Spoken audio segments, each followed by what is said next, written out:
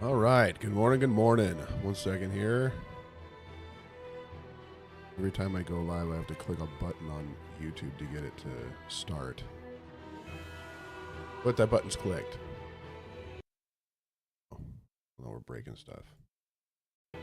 Okay. Good morning. Welcome to Manhunt. Today is, I don't know what today is. Tuesday today. What's up, Erich Von Erich? I love your prompt timeliness. I'm stoked. I'm really actually excited for today. This is 2 Samuel chapter 5 is actually what I'm giving a sermon on next Sunday, not this coming Sunday. And that's what we're going through today. So we're going to be going through 2 Samuel chapter 5. This is the absolute culmination of hundreds and hundreds and hundreds of years of Israel's expectation. A lot of people thought it was going to be with Saul, but we're about to see the culmination of a king after God's own heart. What's up, Brian? So I'm really excited about it. I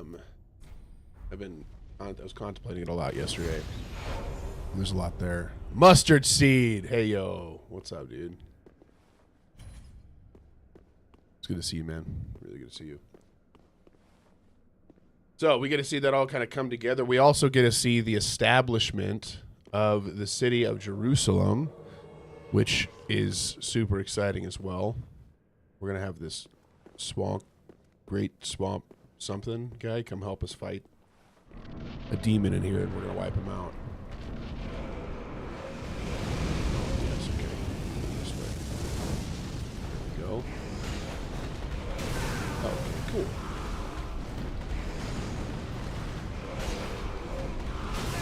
Wow, very nice. Let's pick this up. All right. Before we get into our reading today, we're going to go through... Does he just shoot poison? Can this guy even be poisoned?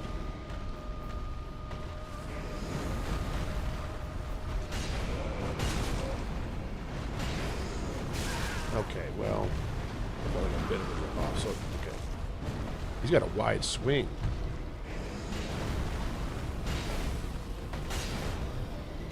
That was good. I feel really good about what happened there. I don't know what he's going to do. Oh, he healed himself. What's up, sup? Welcome in. 2 Samuel chapter favorite by second. Not in your fan club, but in top 3. I almost died just now. I didn't even realize it. Oh my goodness, how far does that go? Okay, he died. Hold on. Oh, that's a forward one. Okay, I thought that was going to spread out. I don't know what he's doing, so I get concerned about... Okay. He's throwing down rocks. Well, we'll get to 2 Samuel 7 here in 2 days. That'll be, what, Thursday morning?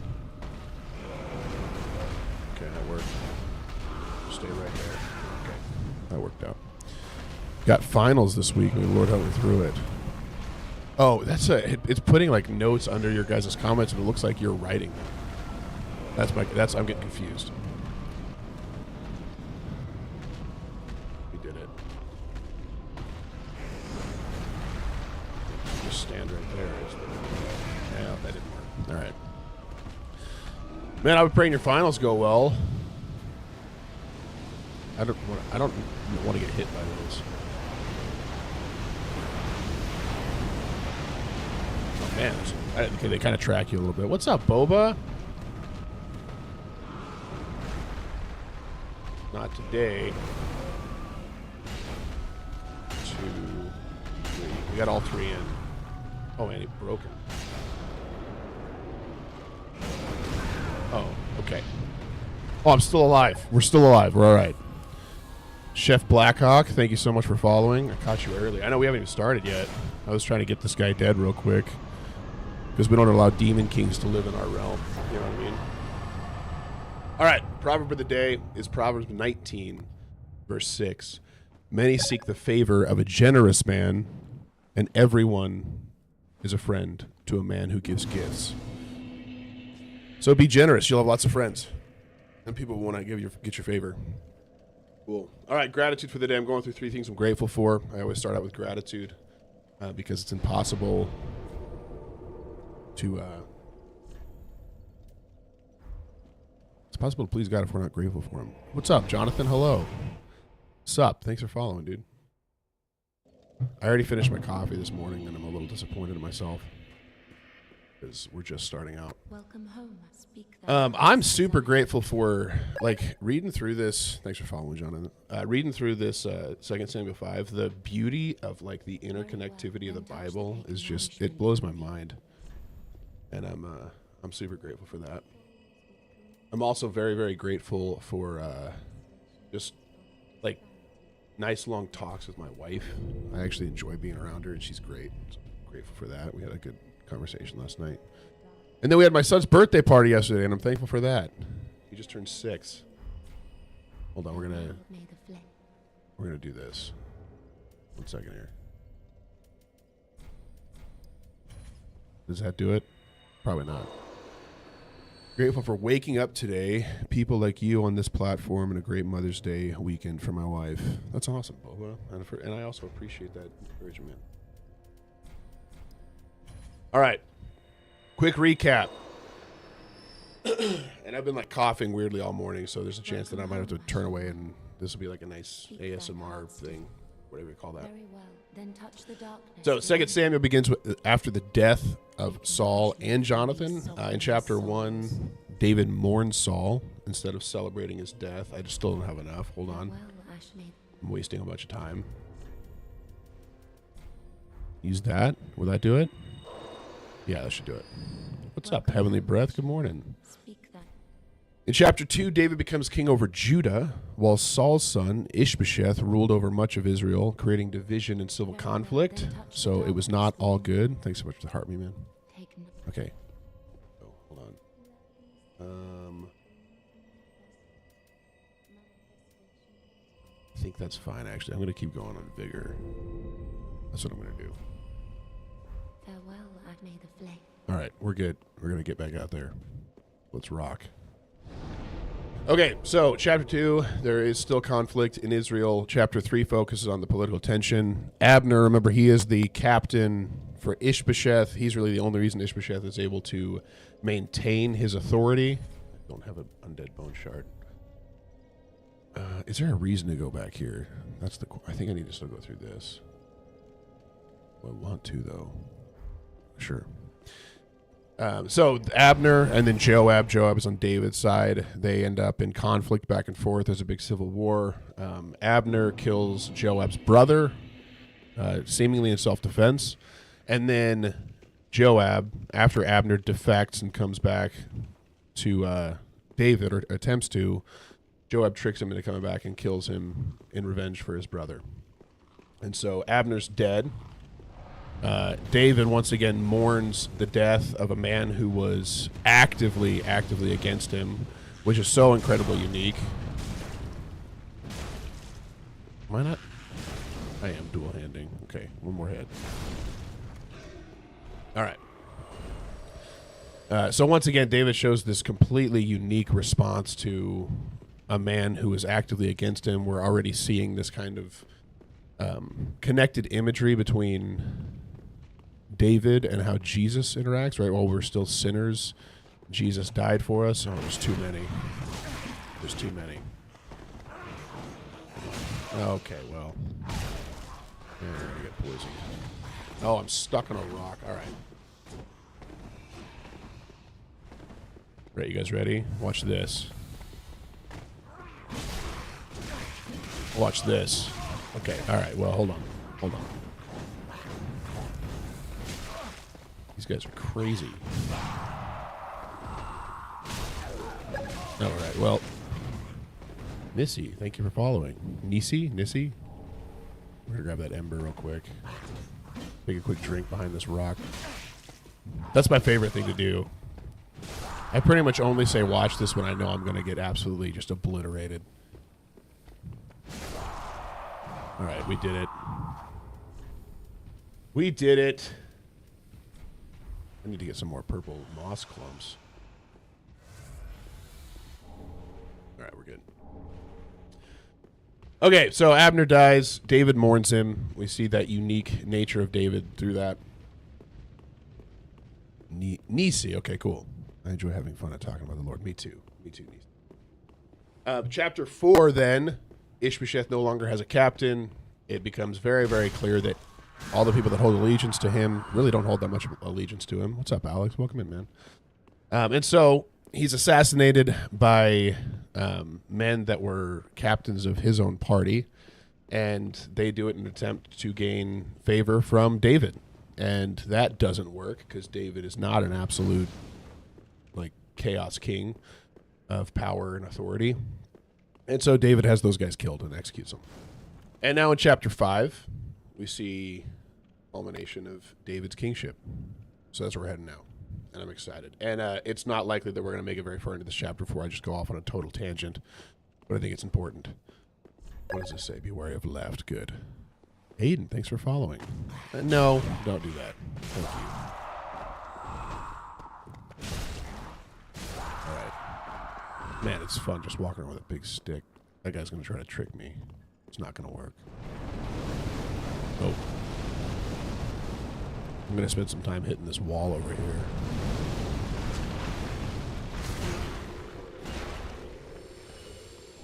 Picking that up. All right. What does this say? No jumping ahead. Good. All right. We'll just move on. I don't know what these are.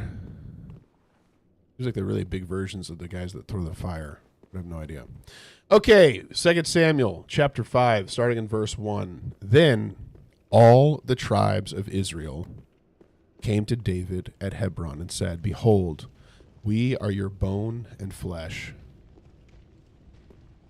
I'm just going to pause there. Oh, no. Okay, hold on. Okay, so this is where I was before. I haven't gone down here yet. 2, 3. Nope. Okay, he's got good reach. Did you hear that noise he made? Circle around. Okay, that disappears. We're good. So, what I find interesting, I've been looking at this through the lens of David being, those shoot fireballs. David being a reflection of the king to come, right? Like, what does it look like for this is the true iteration of what God was wanting to establish, not as the final king of salvation for Israel, but to create an image of him, right? To show, here's what this is going to look like. And we see this throughout the chapter that while he is an image of the king that is to come, this is the most wild combo. Thank you, Andrew. I'll take that as a compliment. While he's an image of the king to come, he is still flawed. And it's going to bring that up multiple times in this very chapter, while also pointing to the fact that David, I don't know how to get over there. Oh, look, that's the queen lady. Definitely wasn't an insult. Cool. Thanks, man. Appreciate that. We gotta go around, find the way over to that. Okay, we're safe. So what I find super interesting, very first and foremost, is that all throughout, oh good, okay. That's what I was.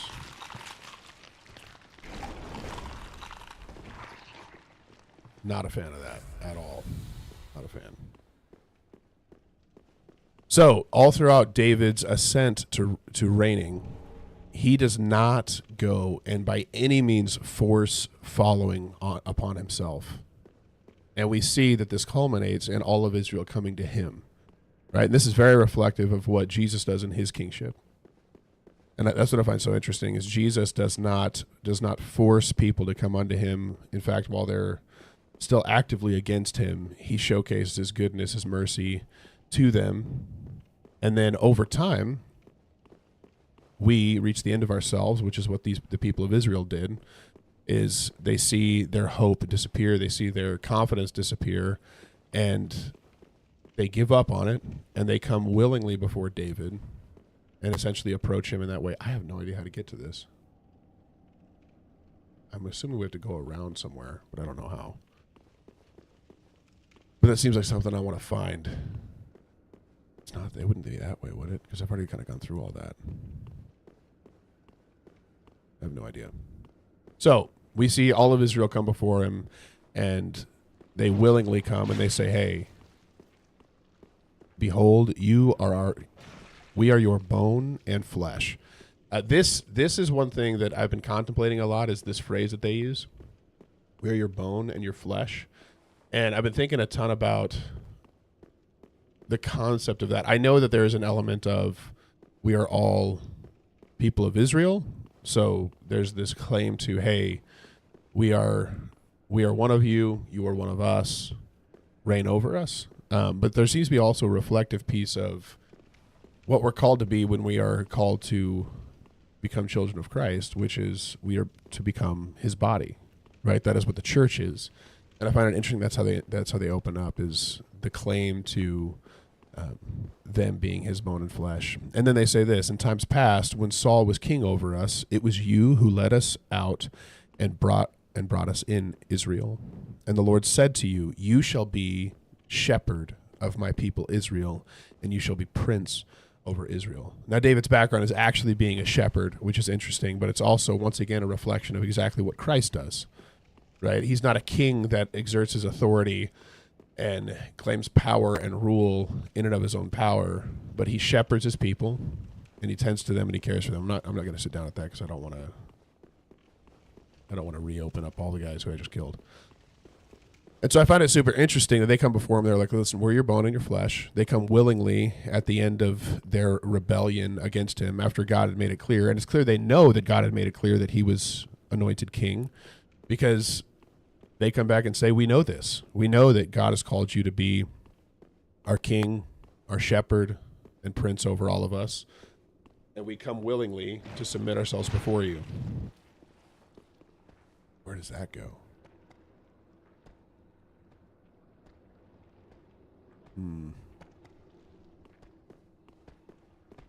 Is this a... No, it's not an illusory wall. All right, well, let's try it out, see where it goes.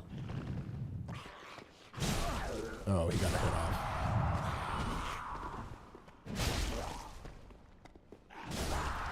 Okay, we have been down here. This isn't helping us. This is not helping us. So, what does a king who is truly of God do? And it says here, so all the elders of Israel came to the king at Hebron, and King David made a covenant with them at Hebron before the Lord, and they anointed David king over Israel. So a godly king. Yeah, okay, we're going to trade. No, we're good. We're still alive. We got plenty of health. We don't even need to worry about it. I have a much-needed vacation at the beach next week. Hey, Zach, that's awesome. I'd love to go to the beach. What beach? What part of the country or the world are you talking about? Let me know. I'm very interested. Okay. Well, Corolla Beach, North Carolina. My sister lives in North Carolina. That's cool. I gotta sit down here. I don't know how to get to that lady. Kind of lost.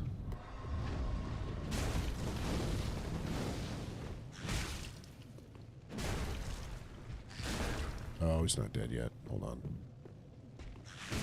We're good. That's cool, man. Super cool. So King David makes a covenant with them. We also see that right before Jesus' death and ascent to kingship, that's exactly what he does with his disciples, right? He makes a new covenant with them. And it's just so interesting because David comes at the culmination of all this. We immediately see him do quite a few things that we'll talk about. I have no idea where we're going. Saphis, thank you for following. This is just a dead end. Sounds like I'm underneath the crabs. I think I'm done looking around here. Unless there's something I massively need, I'm just going to teleport out and we'll keep going. How close are you to beating the game? Not. I'm not close to beating the game.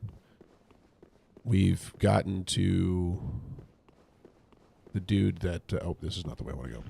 We've gotten to the dude that is like the giant skeleton.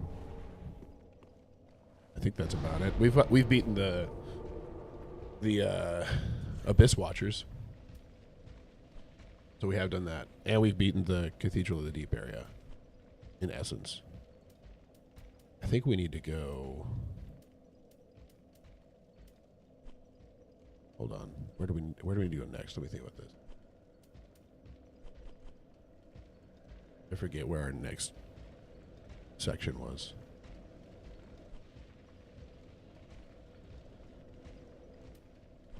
Where do I go from here? We've kind of cleared that area. You're kind of like just below or halfway. Okay, cool. I've already gone through the... Oh, you know where we need to go? We need to go to... Not that. Not that. This. I think that's where we need to go next. Okay, so he's going to be shepherd and king. He creates a covenant with them of saying, hey, in essence, like, you're going to serve me, and in return, here's what I'm going to do for you. And so he makes a covenant of saying, hey, you will be in servitude to me, and in return, I will take care of you. I will shepherd you as one does a sheep. David knowing exactly what this means because he was literally a shepherd growing up. And he goes forward and essentially says, oh, we're here. Okay, sweet. This is where we are. We're at Irithel of the Boreal Valley. And so they move forward, right? David was 30 years old when he began to reign. Interestingly, that's exactly when Jesus began his ministry as well. He was 30. And at Hebron, he reigned over Judah 7 years and 6 months. And at Jerusalem, he reigned over all of Israel and Judah 33 years. And so a total of, 40 years that he reigned? And so when you think about, we've been building up to this, right? We read 1 Samuel quite a while ago, so a lot of us weren't there for that. But it is really, really important to see that while it's been a long time coming, I think there's some conflict over the exact timeline, but we can assume it's been probably about 15 years. Hold on. But when you think about God essentially setting this man up for... Okay, I rolled. I don't know how... Okay, well, we'll try again. It'll be okay. So essentially, God had 15 years to essentially mold David into the type of king that he wanted him to be, rather than us seeing the same exact thing that happened to Saul, who started out as kind of a weak, timid guy hiding among the baggage, not willing to come out and accept his kingship, all the way to that shifting to him becoming like a prideful maniac. And so David went through this entire process of about 15 years of being hunted, of being like pursued and hated, and God used it to grow and bring him humility. What's up, Moby Plays? Welcome in. Okay, well, the fact that his leg I missed. Okay, you got to roll right after that. It kind of looks like the gaping dragon, doesn't he? We're going to be all right. Oh, he's not even a boss. Let's take a drink right there. There we go.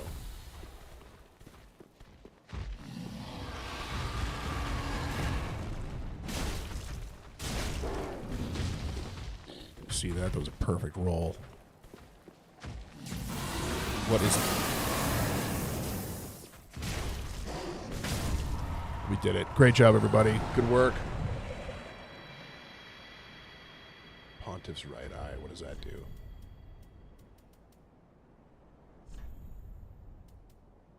Oh, that's not it. This is it. Boost attacks. No, I don't need that. All right. So the king and his men went to Jerusalem against the Jebusites, the inhabitants of the land, who said to David, "You will not come in here." Well, we're going to stop there, actually. This is something, so back hundreds and hundreds of years ago, Abraham was told, hey, all of this land is going to be given to you. The key here is that you need to drive out all of the inhabitants. And one of Israel's failures is that they did not actually do that. They left quite a bit of the inhabitants in the area willingly, and it caused a whole bunch of mayhem. They were in constant distress, constant battle against these people that they were supposed to have driven out when they first came in, and they never did. And so what we're seeing David do, both through his time coming up, right, working for Saul, as well as even his time when he was on the run from Saul, is him fulfilling, either purposefully or by accident, what God had initially had initially called Israel to do in the first place, which was to go and push everyone else out of the land so they could actually hold it for themselves. And so we see there when he's leading the people to Jerusalem, this is like in the very, very center of the land of Israel of the time. And so this is a primary spot. It's also a place that has never been held by any tribe of Israel. So he would not be either staking claim in a specific tribe, and he would also not be taking it away from any tribe, right? This was an area that had never been captured and held by Israel before, and it's still held by the Jebusites, who they were told way back, I can't remember what it was, I'd have to look up which book it's in, but they were told way back to go ahead and drive them out, and they never did. And so now David goes up to Jerusalem against the Jebusites, who should have been already driven out of the land and were not, and David is now fulfilling that. And so the Jebusites say to him, hey, you will not come in here, but the blind and the lame will ward you off, thinking David cannot come in here. So it was very, very well, I don't know what, is that guy, okay, he doesn't attack. He's just a friend. He's all right. So they're like, listen, we're so well fortified. Oh my goodness, you see that? Can we use that weapon? That's probably a mistake. No, it wasn't. Wow. You guys see that? That was pretty cool. That's pretty cool. So they're like, we're well enough fortified that even blind people and lame people could fend you off of this place. You're not going to be able to get in here. They're wrong. That does not work. Thanks, Zach. Appreciate that. Oh, you see him trying to trick me? Okay, I thought I rolled through that. Okay, hold on. My timing on my rolls were flawless there. See how smooth that was, Zach? So, nevertheless, David took the stronghold of Zion, that is the city of David. Another thing here, the word Zion gets confusing because it's used in a lot of ways. Zion was actually just the stronghold or like the mountain point of Jerusalem. So it's the inward part, the stronghold of Jerusalem, the area that held all of the, essentially, the power of defense and of attack within the realm. And it's used later. This is actually where the temple is built. It's also used later to denote the people of Israel. So it's a phrase that's essentially like saying, hey, this is the innermost part of the city, the safest part of the city. Okay, I just need to attack. They don't have good poise. It'll be okay. So they go, and you also see the way that this happens in First Chronicles. It's also likely this is not in chronological timeline, because I believe that it's actually Joab, which at this point, well, no, Joab would have been around.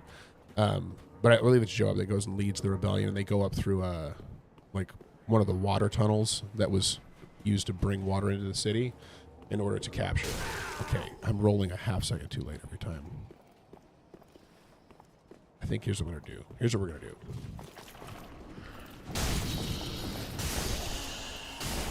Perfect. It was flawless. We did it. Oh, this is an area where you can get a lot of souls. Okay.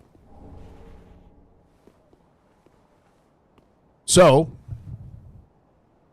David took the stronghold of Zion, that is the city of David, and David said on that day, whoever would strike the Jebusites, let him get, it talks about the water shaft, sorry.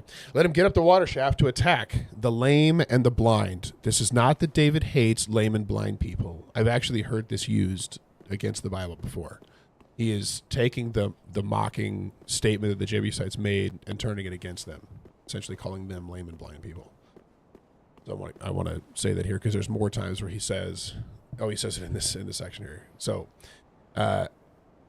whoever would strike them, go up the water tunnel, attack the lame and the blind, who are hated by David's soul. David does not hate lame and blind people. He is against the Jebusites. Therefore, it is said, the lame and the blind shall not come into the house of David. Another translation for that, or what he means by that, is the Jebusites shall not come into the house of David. David's not like anti-people who have illness and stuff. I gotta take a drink. 1 second. All right. Flawless execution right there. Let's keep rolling.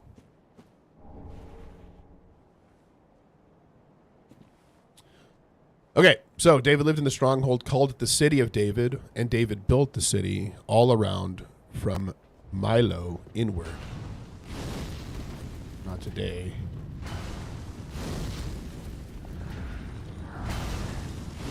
Will this hit them or not? I need to figure that out. I was in a meeting. Did I do the watch this? I did it a little bit earlier, yeah.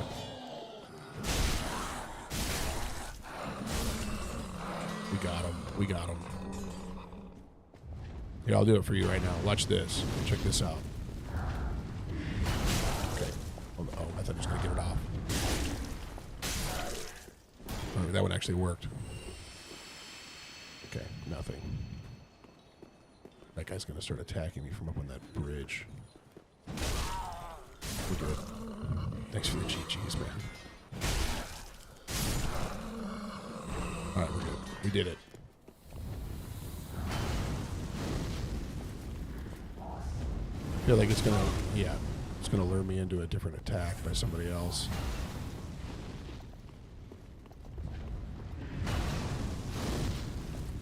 One, two, three.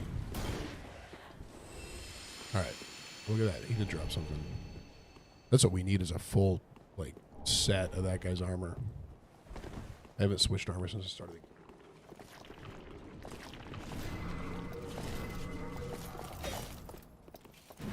Oh, he can swing through it. I can't. That's good. That's good. Come here. Sometimes you just don't power through. Don't even let them get it off.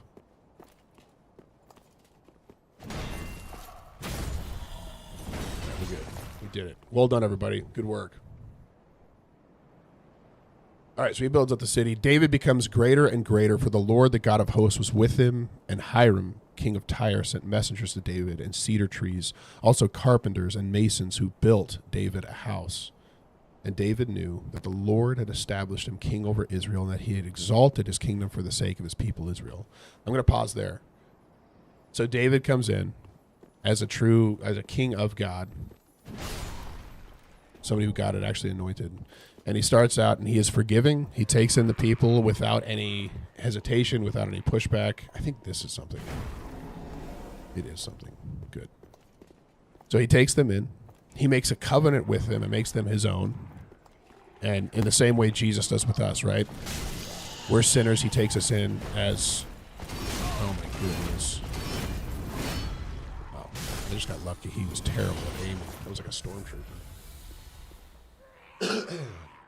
He makes a covenant with them to protect them. He gives them a place of rest, right? He brings them into Zion. He brings them into fulfillment, a city where they can reside peaceably. And he tends them and cares for them. And this is where, like, man, I've been contemplating this a bunch of the... I don't really want to fight. I really hate those guys. Also, I can't figure out why it's making such a weird noise. I think I can sneak up on him. What's this?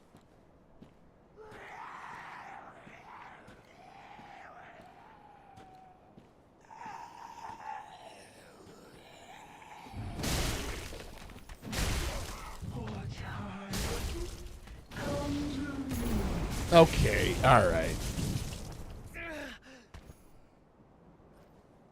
Well, she's actually very nice.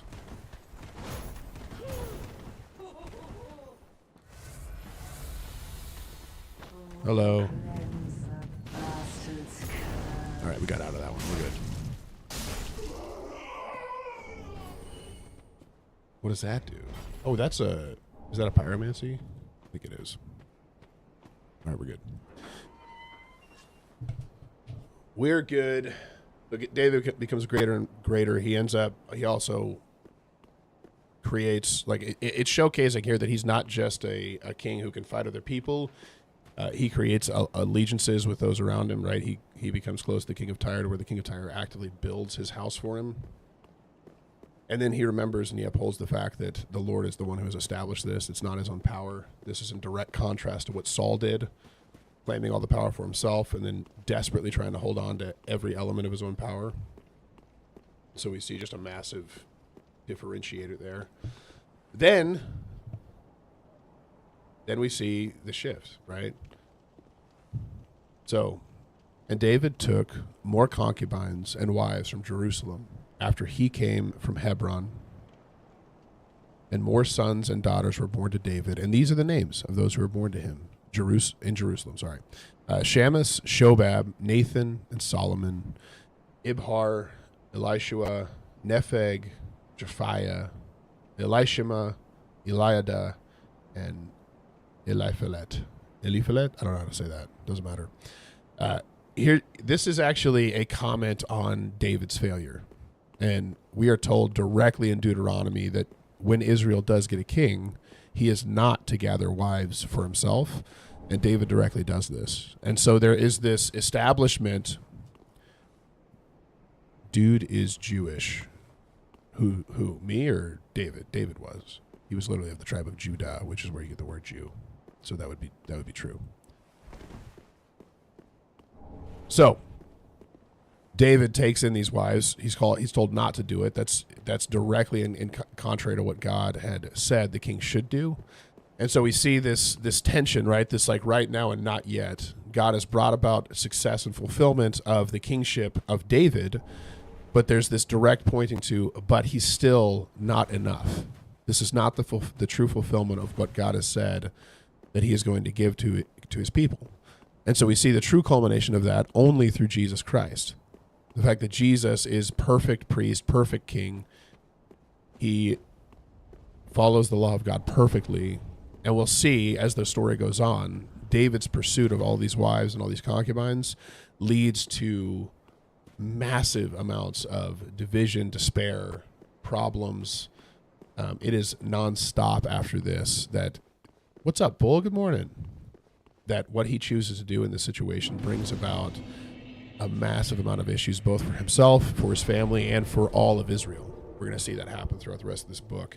And so it's important to remember that while he is like a shadow or an image of what a godly king will do and the blessing that God brings when he does it, he is not everything. He's not everything that he needs to be. And we have something greater to look forward to. And that's exactly what the narrator is telling you right here, too. Mr. Game Boy 181, thanks for being here, man. Happy you're here. Very well. Then touch the dark Hagen. All right, we're working on it. Still think I need to keep going with this and this. Farewell, There we go. Do Do I have enough to level this up again? We might just stick with this all game. Just good, wasn't he? That's not it. You tight night chunk. Okay. Pretty. We got more heals. This is great.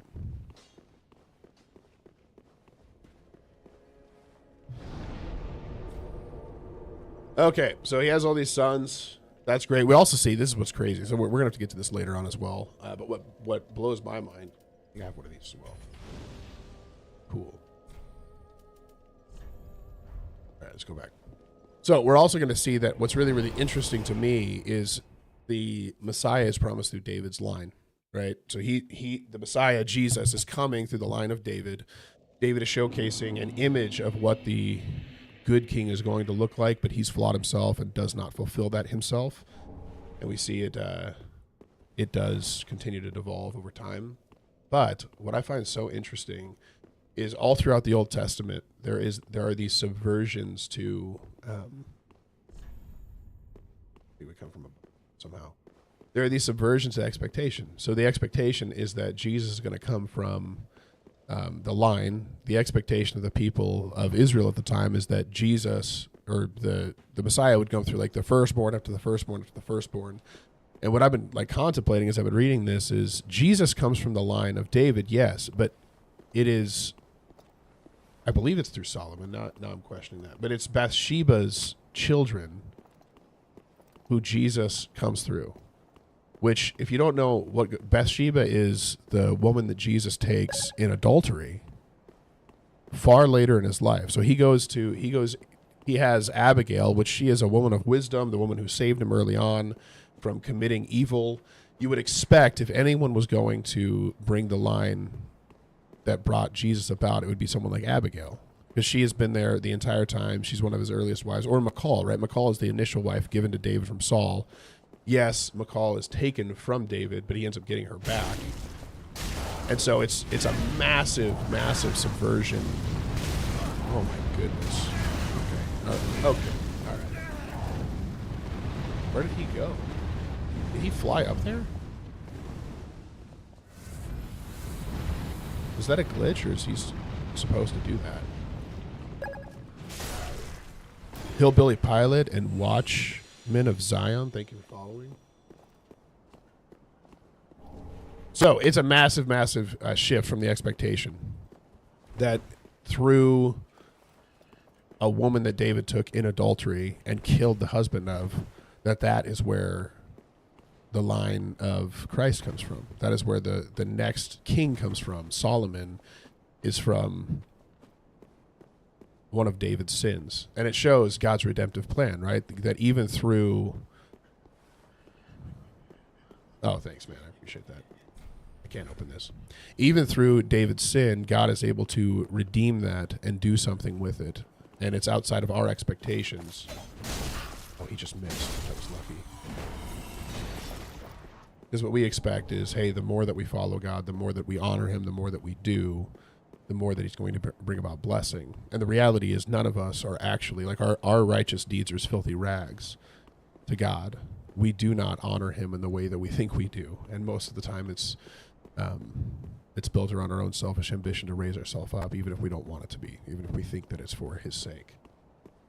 But God, in his grace and his forbearance, still chooses to bring us in. And this is what we see with David here, right? These people were in active opposition to him. Abner, who ends up dying, was in active opposition to him, and David still is like, yeah, I'll forgive, come back in.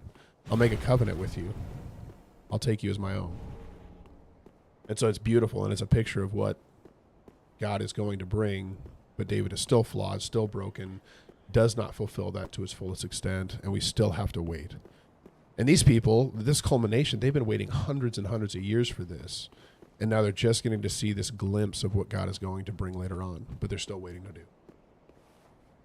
So, when the Philistines heard that David had been anointed king over Israel, all the Philistines went up to search for David. Are you going for strength build for your character? Yeah, we did dex build for Elden Ring. We're doing strength for this one. Love and light. Is that Ian? Metatron or Lamb Metatron? Good to see you, man. Welcome. We're going for strength. We do have pyromancy. Very rarely use it at this point because I guess I don't have to duel. I think it increases my damage if I do. Got it.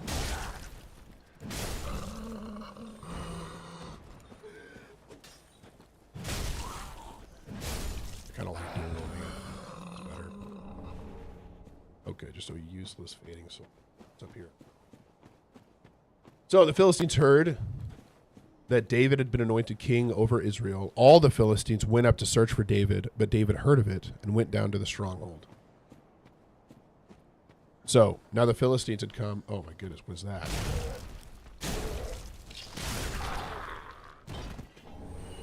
Like he was going to do something bad. Nice. Okay, sweet. And the Philistines had come and spread out in the valley of Rephaim. Rephaim was in direct sight of Jerusalem. So Jerusalem is up on a hill. So you could literally go on like the wall of the city and see where all the Philistines were camped. So this would have been likely a fairly terrifying sight to see all of them camped right down below in the valley below the city of Jerusalem. And here's what David does. Once again, we see this image of what God calls a king of God to be, rather than just going out against them because, hey, they showed up. I fought them before. I'm going to fight them again. Oh, there's a bunch of dogs. Okay. They're invisible. So rather than going straight to fight them, what does David do? He inquires of the Lord. So he stops everything that he's doing and he says, like, hey, do I have, God, are you going to back me up?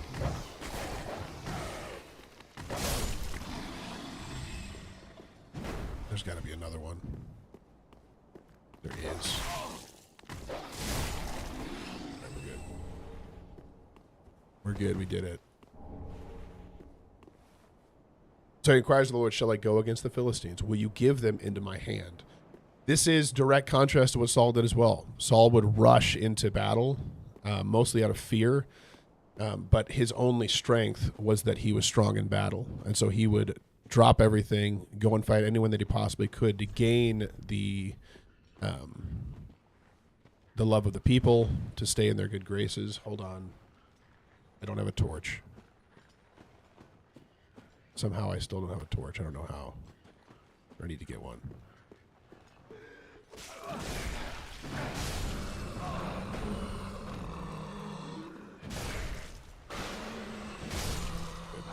Oh, I'm almost dead. Did it. We did it. We're all right. Matthew, welcome in. Oh my goodness, that was terrible.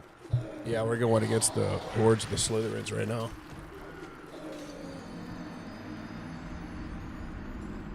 Sup, you don't give him any leeway to talk to you.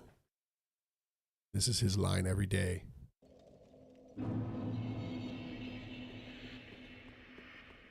Can you imagine if you could grab a giant club in Hogwarts Legacy and just go fight the people in that? I don't want to say that you would hit students with it, so I'm not going to even go that direction. Because you would never.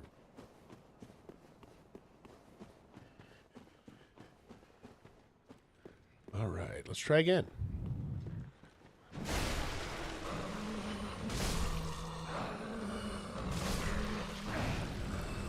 Not today.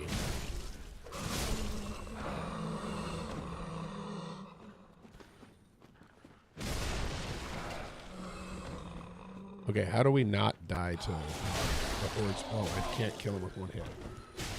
Okay, good. Yes.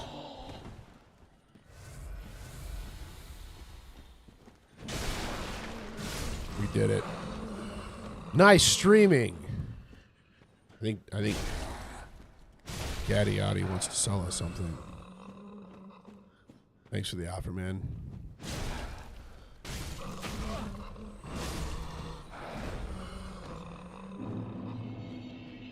Yeah, you get a lot more souls over here. That's nice. It's very, very nice. Grab this. This.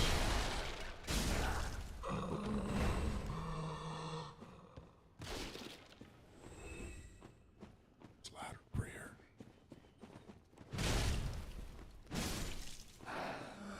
We need a little bit more strength. I'm going to hit those guys with it and get them out. So David inquires of the Lord. And he says, go up, for I will certainly give the Philistines into your hand.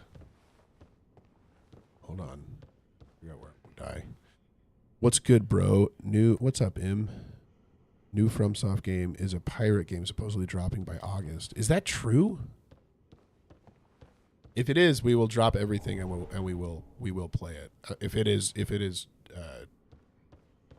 the same style of game. I haven't, oh my goodness. I dropped half my life off. I haven't been into like Armored Core, so if it's like an Armored Core adjacent thing or completely different, I may not. Or if there's like a ton of narrative in it, I might not, but that'd be fun. But they can ladder climb.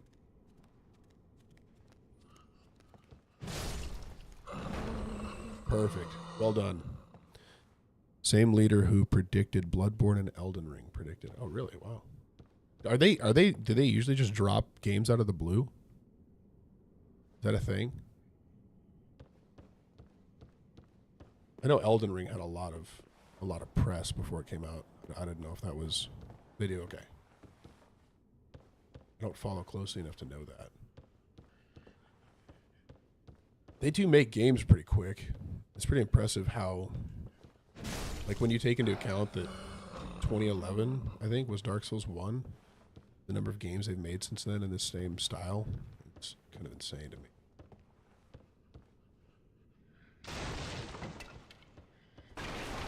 Is this nothing?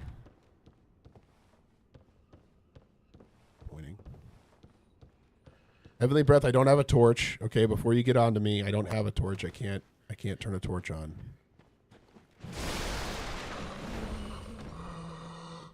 I'll get one someday. It'll be okay. Someday I'll get one.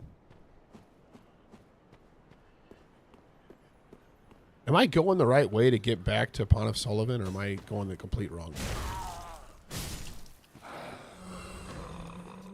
I thought I was heading the right direction, but I don't know if I am. Did I just miss a Titanite guy? Maybe he's down here. He's further down. What up, cutie? Welcome in. I think it probably is. There it is. That's what we're looking for. That was great. We did it. Okay. So God tells him to go up, and he will certainly give them into his hand. David came to Baal Perazim, and David defeated them there and said, "The Lord has broken through my enemy before me like a breaking flood." Quick thing here. Oh, no.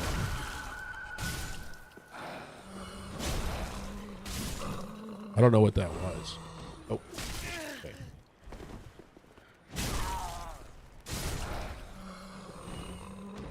Take a quick sip. All right. All right. Calm down. We did it. Do y'all know each other, or are you just like flirting with each other? I can't tell what's going on.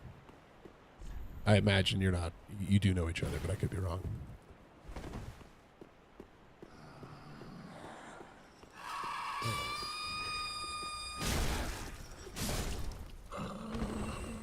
No, really, my wife. Okay, great.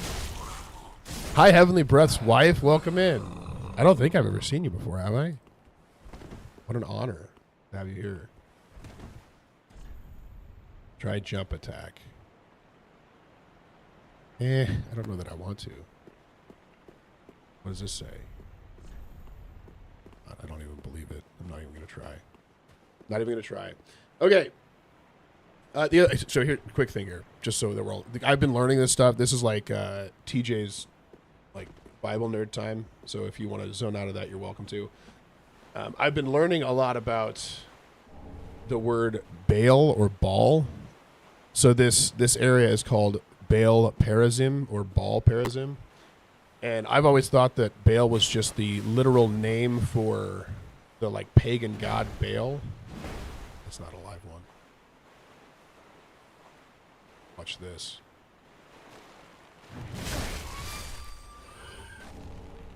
He thought he was going to get me, but he didn't. He didn't get me. So Baal actually is just a title of Lord. It just means Lord. It's likely that Ishbosheth's real name was Ishbaal. So Ishbosheth was the son of Saul who became the king after Saul over Israel in defiance of David's kingship. He's the one who just died and David took over kingship from. But when it says this, so it says, hey, David came to Baal Perazim and he defeated them there and said, "The Lord has broken through my enemies before me like a breaking flood." That the name Baal Perazim literally means the Lord breaks through. So it's likely that the name of this place came about after this battle, and the people knew it as Baal Perazim. So it says, hey, he went to Baal Perazim and fought, but it's likely that he literally named this place that because the Lord had given him victory over this. And it was only later that they stopped using the term Baal because it became so synonymous with the pagan, like, deity. Not that he's a real god, but the pagan little g god. So they stopped generally using the word Baal as often because people conflated it solely with that specific god of the pagans at that time. I found that interesting. It might be stupid. I don't know. Is this guy dead? All right, what is he doing out here? Okay. So this is the other thing that a good king of God does, is he saves his people from his enemies. No, that's interesting. Thank you. I appreciate it. I'm going to call you KB because I feel weird calling you cutie over and over. So I'll call you KB going forward if that's okay. Yeah, so that's what's super interesting to me. This is the other thing like that stands out to me is, man, so he makes a covenant with his people. He provides them a place of safety and security. He brings them in while they're still against him. And now he is literally saving them from their enemies, wiping out the enemies that are against them. We also see a ton of this. If you go and read Revelation, a lot of people are very confused about the tone and heart of Revelation. A lot of people are like fearful after reading it. Man, that book is a total book of hope and joy and peace, and I love it. At some point, we're gonna go through it. I want to. I just don't want. It's tough because a lot of me doesn't want to deal with all of the back and forth that I know is going to come out of that. But Jesus fulfills a bunch of this in the prophecy of Revelation, and it's beautiful. Even the elements of I missed. Wow, they're missing me too. Not today. Hold on. One more. There we go. Easy. This is probably the place to, if you were gonna farm souls, this would be the place to do it right here. Especially when you can get them with one hit. Let's grab this one.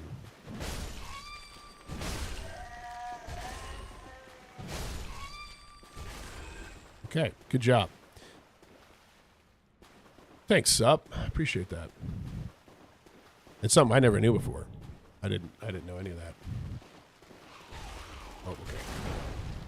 Look at us both. We both are terrible at aiming at each other. Kind of useless stuff down here, huh? Oddman says he's enjoying the stream as well.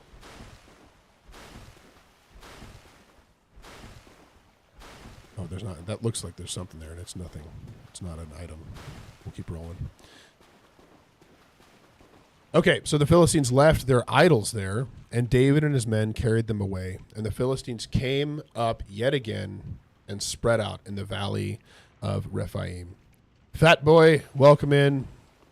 Joe, thanks, man. I appreciate that. Yeah, I'm on most platforms. We do have horizontal platforms as well if you want to go check those out. You could just look up my name on most, and it'll usually come up. Cool. Okay, hold on. There's a nice fire right there. Look at that. Oh. Not going to comment on that. Okay, so there's a guy up there. This guy is just staring at a painting. I don't want to fight them both at the same time. How do I get up the stairs to go to that other one? Hello. Oh, that was bad. Does he not chase me? Just staring at that. That's nice. He's like a nice guy. Okay. It's also calling out here the Philistines left their idols there, meaning that all of their quote-unquote gods that they were hoping would support them are nothing. They literally just left them in the camp, and they didn't even have the ability to run away like the Philistines could. Be wary of Nimble One. Okay. Well, that sounds fun.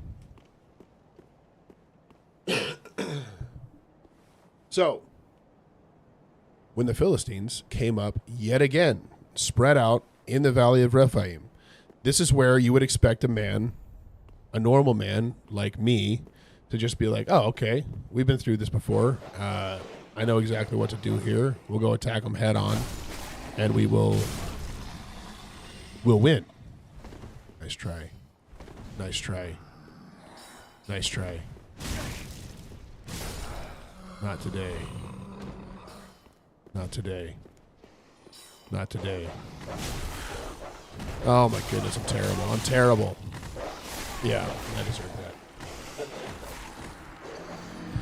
So, same exact situation comes up, and it's like, hey, they're here again. Let's go again. But David does not do that. David is actually a man after God's own heart, and I hope to be someday, but I still struggle with this. So, David, rather than just going head on and fighting them, he inquires of the Lord again, and he said, this is what's interesting. No, don't go up. You should have put some chaos in the... Well, next time. There, man, that's a long run back. You know what we need to do? Here's what we're going to do. We're going to run down and... what's up, Jolan? Welcome in. Watch this bob and weave. I'll do that.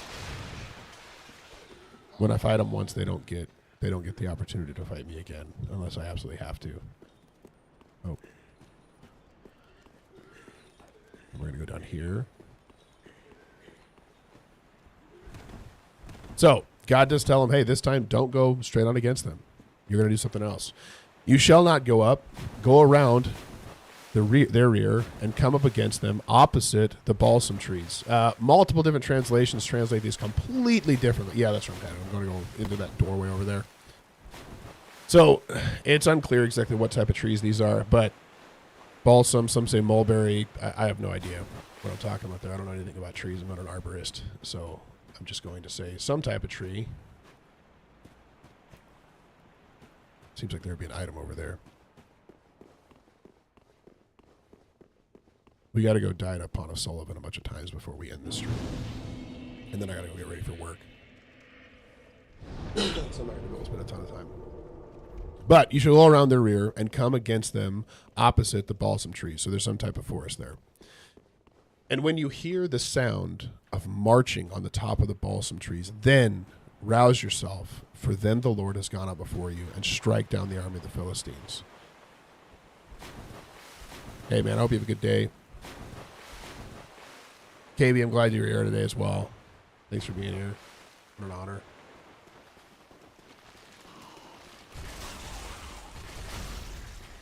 Oh, look at this. We're going to get ourselves stuck in this corner. There we go. We're good. We're good. They can't get up here. They're stuck. They're stuck. All right. David did as the Lord commanded them. It sounds to me like the Spirit moved through the trees, and he struck down the Philistines from Geba to Gezer. So once again, we see him fulfilling the role that Israel was supposed to have done, wiping out the Jebusites from Jerusalem. He's going to chase me out of this area, isn't he? Come here.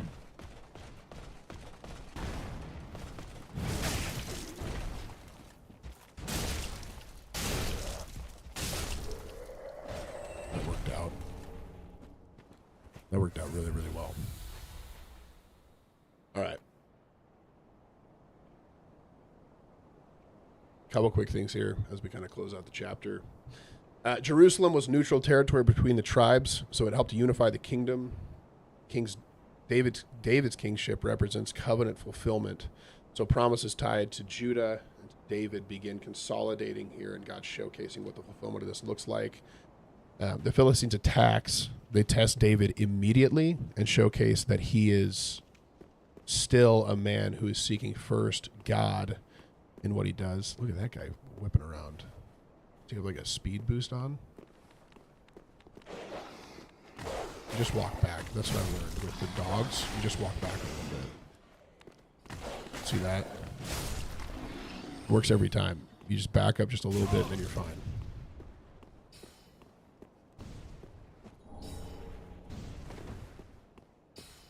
All right, we're not going to die to this group of dogs again. We will die to these guys casting tiny, like, baby spells, but we're not going to die to the dogs. One of the key things you do is you grab that first. Okay, great. Hold on.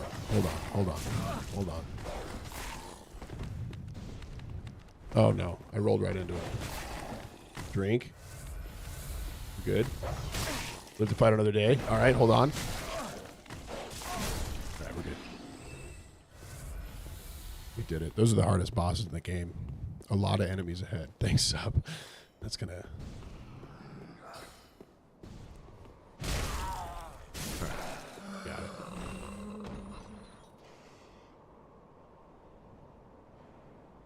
All right. Key teaching points here while we're in this. Oh, no. Okay.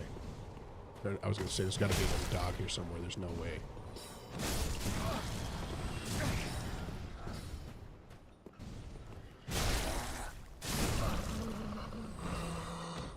Nice try. Nice try. All right.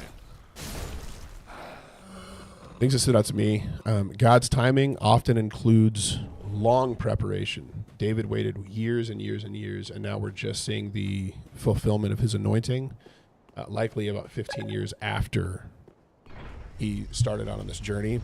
Cam, thanks for following. I appreciate it. Okay,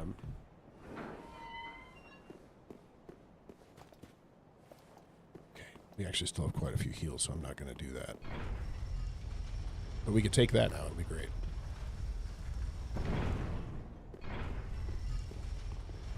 That's just a massive hole into an abyss. We're not going down there.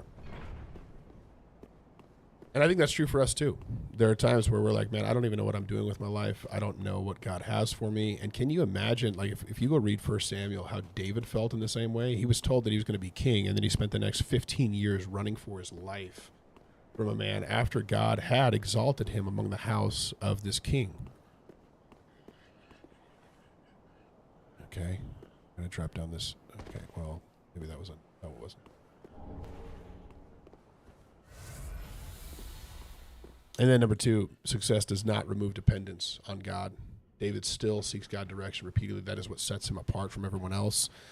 Unity strengthens God's people. That's what he wants. That's what he has desired from the very beginning, and it's still what he desires today.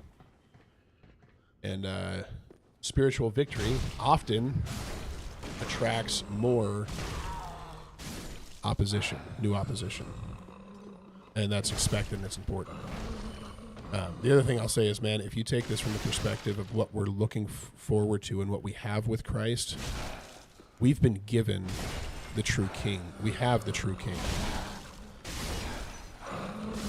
And that's something that, man, these people looked forward and forward and forward to this. We get to see the absolute culmination of it. I don't know where this guy is. Oh my goodness, what? Okay, he's dead. We're good. And we get to experience it. And it's not this is what I'm struck by so much as I think about, like, man, I can be so guilty of viewing the kingship of Christ as something that's like symbolic or only spiritual. And it's like, man, this, like, think about it from the perspective of Jesus being the culmination of David. He is our king and our authority, and he is in power. He is a perfect king, and he creates a perfect covenant with us while we're still in opposition to him. He gains us, just like, what's up, Lizzie? Welcome in. Fly no cry. Good morning. Man, this guy looks intense. We're gonna just, oh, I can't interrupt him. Oh, goodness. It's like a mini pontiff.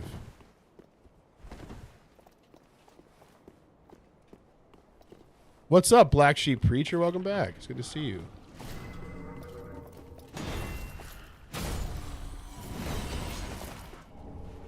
Oh, we got some leggings. That'll be good. Let's see here. We need to clear this area real quick. Nothing over here. It's a waste of time. It's a waste of time. Move down.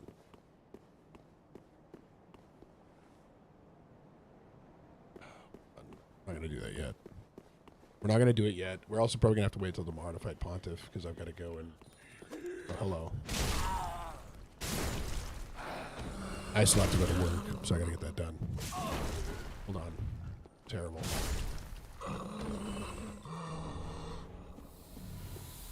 All right. Let's go level up, and then we will finish out the application, and we'll go and do it tomorrow. Man, the biggest key application for me, and this is what I'm thinking through, is I'm going to be prepping my sermon for the next couple weeks. I'm actually preaching on this on the 24th. But the biggest thing for me, man, is like, Jesus Christ is King and he is Lord. It is not symbolic. It is not just in our head. Yes, we are waiting for the culmination of him to bring heaven to earth. But it's not just like a spiritual symbolism. This is real, it's true, and it's good. And in the way that David showcases like a shadow of a culmination of what the kingship of Christ is going to look like. He is flawed. We see that immediately in this chapter. He is broken.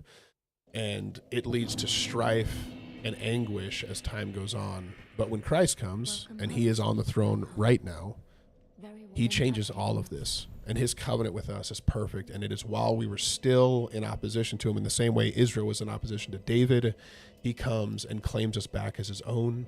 He brings about full forgiveness, and it is beautiful. And he makes a covenant with us that we should follow him, and in return, he will tend to us. He will take care of us as a shepherd does to his sheep, in the same way that they claim that David has been called to be a shepherd unto God's people. Jesus is the perfect shepherd, the one who guides us into all truth, and the one who leads us, and it is beautiful. And he is bringing about all things for our good, and it's going to be, it's mind-blowing to me that he changes us and he dwells in us, and we truly are his bone and his flesh. We are the body of Christ, in the same way that the people of Israel claim they are the body or the bone and flesh of David himself. It's incredible, beautiful. I love it. So that to me is one of the biggest things. Thanks, Ruan. Welcome in. Honky Kong, thanks for following, man. I appreciate it. So that's the biggest thing to me is, man, like, take time contemplating the reality that do you live stream? I'm assuming they do a live stream. I'm just starting out doing this, so this is a new thing for me. I'm gonna be doing it once a month going forward. But if I can find a link to it, I'll let you know where that's at.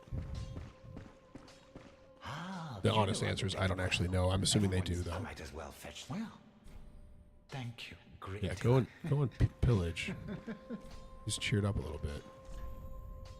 I need a torch. Heavenly Breath's gonna get mad at me if he keeps coming back and I don't have a torch. Hold on. Back again. No. Come again. Okay, we'll do. You stay there. I'm going for this guy. What? Then you brilliant. Now, the price. There we go. I'm afraid this. I can't. Okay, he can't do this one. I don't know who can. Sweet. Do this. That's what we need. Do not be gone. Yeah, we'll see. He can't tell me what to do. He's not going to be able to. But we'll be back here tomorrow to go through 2 Samuel chapter 6. That's going to be great. Zuli the witch can do dark pyromancy tomes. Where do I find her? That sounds like a woman's name. How gracious. Let I own her. Good. Does that get me? Okay. Does she not even have? She's got to have a torch, right? There's no way. Oh, she does. Right here. We're good. We got it. Irithil Dungeon. Okay, we're heading there. We're heading there after Pontiff. We'll do it then. That'll be great. What if I accidentally kill her because I'm confused? Is that something I should be concerned about?